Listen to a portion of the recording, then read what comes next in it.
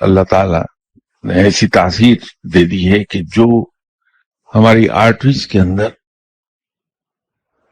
Fats جمتی ہیں، جسے medical terminology میں پلیک کہا جاتا ہے، وہ اس کی تیزابیت سے اس کا ایروین شروع ہوتا ہے، اسے اکھاڑنا شروع کر دیتی ہے۔ اس کا چھلکا انسانی دل کے مسلز کو مضبوط کرنے میں رول ادا کرتا ہے۔ تو گودا اس پلیک کو ایروڈ کرتا ہے جو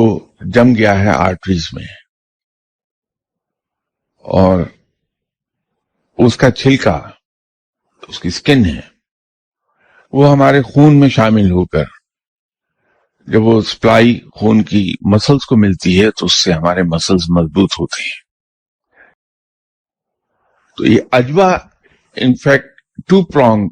ٹریٹمنٹ دیتی ہے انسان کو کہ اس کا گودا اپنی الکلک پراپرٹیز کی وجہ سے، اس میں الکلی پائی جاتی ہے اس کے گودے میں، یہ اس پلیک کو ایروڈ کر دیتی ہے